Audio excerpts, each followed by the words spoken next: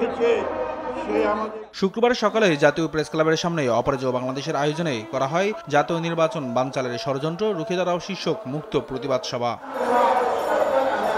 এতে উপস্থিত হয়ে বিএনপি নেতারা বলেন, অন্তর্বর্তী সরকারের কয়েকজন উপদেষ্টা নব্য ফ্যাসিবাদ কায়েম করার চেষ্টা করছে। ডিসেম্বরের মধ্যে বাংলাদেশের জাতীয় নির্বাচন হবে, এর বাইরে আমরা কোনোদিনও সেটা মেনে নিব না।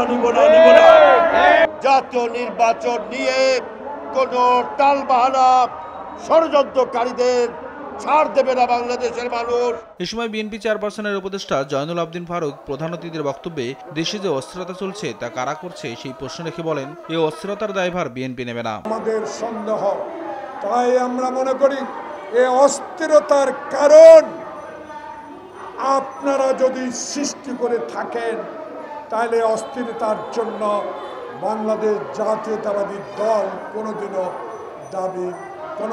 গ্রহণ করবে না। এই দোষ আমাদের না, এই দোষ আমাদের ঘাড়ে দিতে পারবেন না। এছাড়া তিনি প্রধান উপদেষ্টাকে পদত্যাগ না করে দ্রুত নির্বাচন দিয়ে দৃষ্টান্ত স্থাপন করার আহ্বান জানান। এই অস্থিরতার কারণে এই নন্দিত লোকটি নিন্দিত হয়ে বিদায় নেন, আমরা মনে কষ্ট পাই। ইতিহাসে আপনার নামটি সন্ন্যাস করে লেখা থাকুক। অন্তর্বর্তী সরকারের কাছে প্রশ্ন রাখেন, কাদের কান কথায় এখনো নির্বাচন বিলম্বিত করা হচ্ছে। নিয়াজ মোরশেদ, দেশ টিভি, ঢাকা।